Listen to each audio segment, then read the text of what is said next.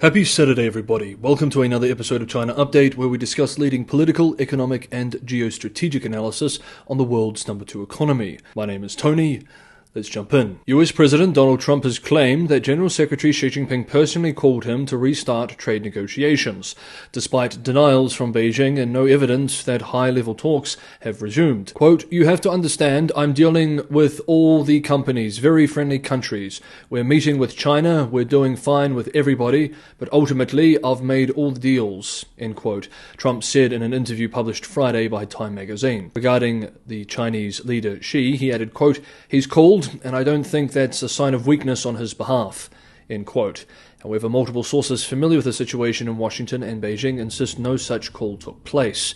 It is unclear at this point whether the call happened or not. Indeed, Chinese officials were quick to rebut Trump's assertions. Quote, "China and the US are not having any consultation or negotiation on tariffs. The US should stop creating confusion," end quote, the Chinese Foreign Ministry posted on X on Friday. In his Time interview, Trump insisted he had completed 200 trade deals and hinted they would be announced soon. Quote, "Over the next 3 to 4 weeks. We're finished, by the way," end quote, he said.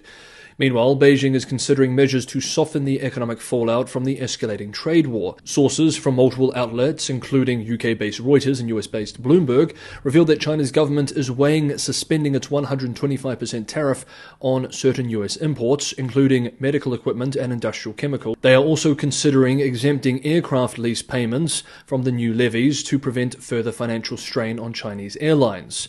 Quote, "It's another step toward a de-escalation of the trade war," end quote, said Kok Hong Wong, head of institutional equities sales trading at Maybank Securities, adding, quote, "While most don't expect the US and China to set aside their differences quickly, it would appear the worst may truly be over," end quote. Similarly, Michael Hart, president of the American Chamber of Commerce in China, noted signs of pragmatism. Quote, "A couple of our member companies have reported that even within the last week, they had a few shipments that were imported that did not have tariffs levied on them," end quote. Veteran China analyst Bill Bishop observed, quote, "I take this as an indication that in spite of the tough talk out of Beijing, policymakers are feeling the pain and are exempting product categories in which they have significant reliance on US imports," end quote. However, the situation remains tense. On Thursday, Chinese officials reiterated that any future negotiations must begin at the working level and that no summit between Trump and Xi would be considered without preliminary agreements. Moreover, China's foreign ministry demanded the US revoke all unilateral tariffs before any trade talks could begin. Quote, "The US side misjudged the situation and also is not well prepared for the confrontation with China," end quote, said Wu Xinbo, director at Shanghai's Fudan University's Center for American Studies. Speaking at a panel in Shanghai, Wu warned that, quote, "We are witnessing a highly confrontational stalemate relationship between our two countries and there is a risk of further escalation," end quote. Beijing's stance was underscored as top Chinese officials, including Central Bank Governor Pan Gongsheng and Finance Minister Lan Fo'an, attended IMF and World Bank meetings in Washington without any announced meetings with US officials. Traditionally, side talks would occur, but this time diplomatic coldness prevailed. Despite Trump's claims of progress, skepticism remains widespread. Quote, "The mainstream narrative within the Trump team is that because the Chinese economy is bad, if the US plays the tariff card, then China will have no choice but to surrender," end quote, Wu said, adding, quote, "But surprising to them, China didn't collapse and surrender," end quote. Arthur Kroeber, a partner at Gavical Dragonomics, believes the US will eventually have to fold.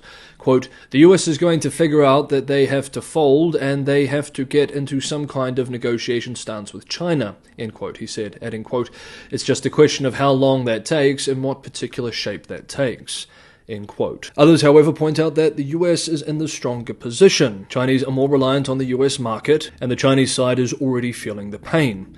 As such, it is not clear yet who will be the first to blink, but with China already quietly removing its own tariffs, it could well be China that does blink first. Whether they admit it or not may be a different matter. Adding to the complexity of the situation, China's Ministry of Commerce convened a 2-day emergency meeting, concluding that trade frictions have entered a high-intensity period and calling for confidence and composure in facing external challenges.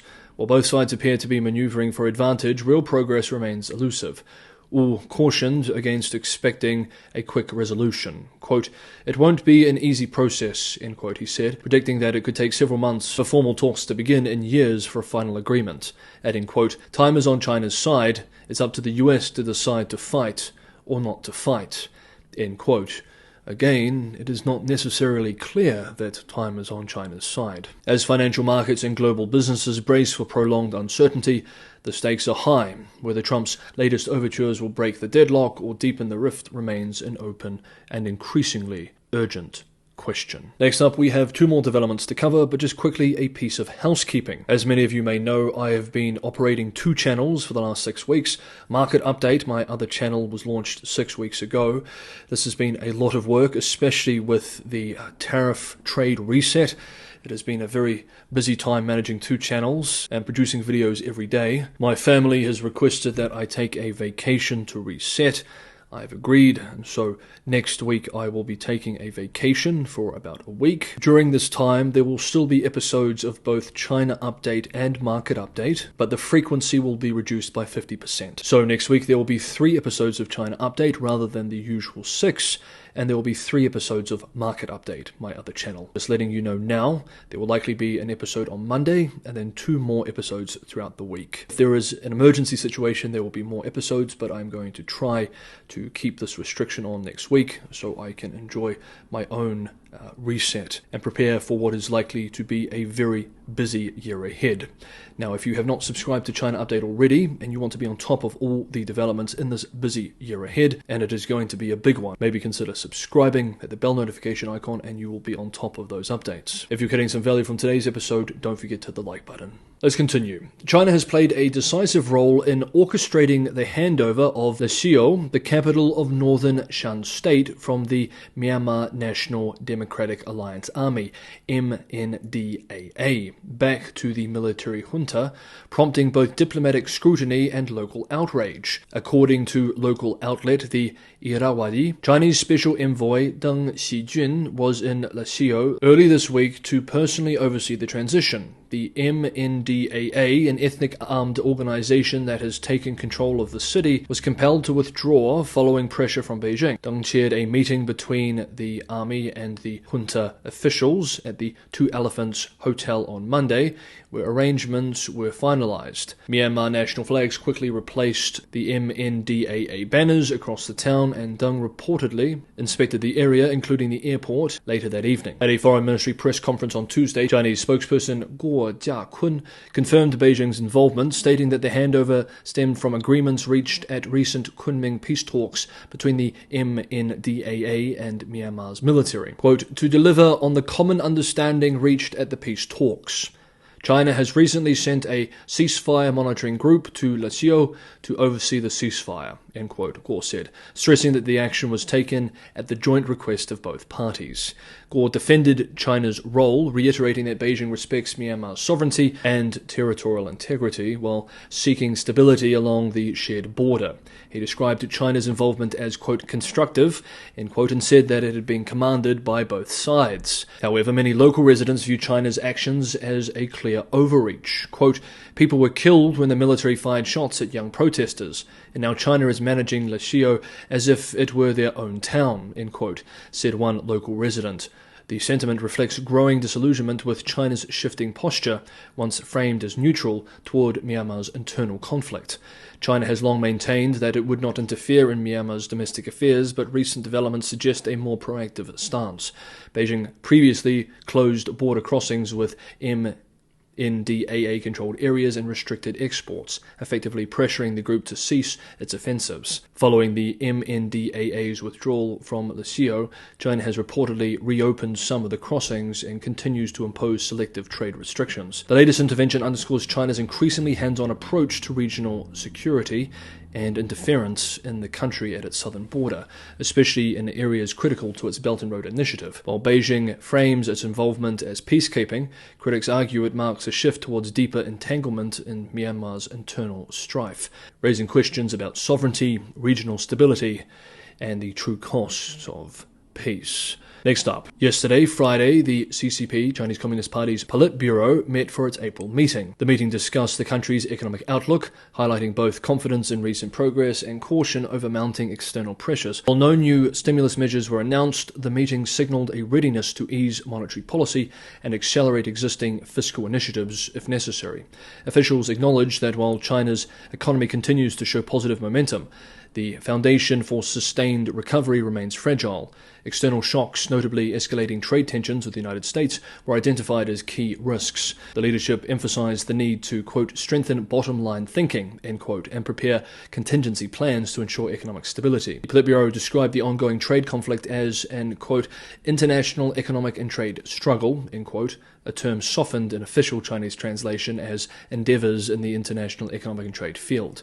Domestically, the party urged unwavering focus on stabilizing employment, supporting businesses, expanding market access, and maintaining public confidence. Support for struggling enterprises, especially in technological sectors, will be strengthened, and initiatives include enhancing financial support, faster integration of domestic and foreign trade, and the creation of new productive forces. This is a Xi Jinping term we've seen in recent years. A technology board in the bond market and the acceleration of the Artificial Intelligence Plus initiatives were also endorsed to spur innovation. Whether or not they will, of course, is another question.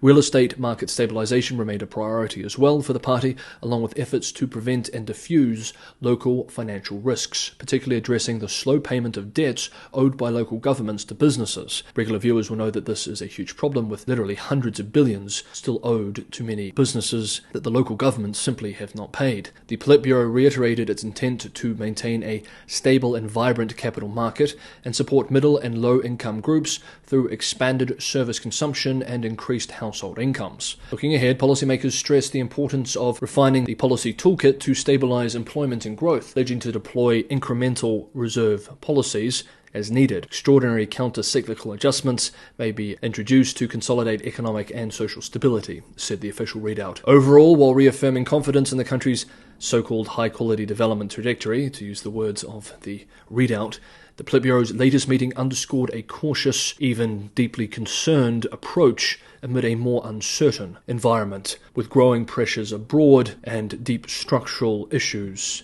at home. Okay, that is today's episode of China Update. Thank you so much, everybody, for watching. Have a good Saturday, have a restful weekend, and I will see you for a new week of developments on Monday.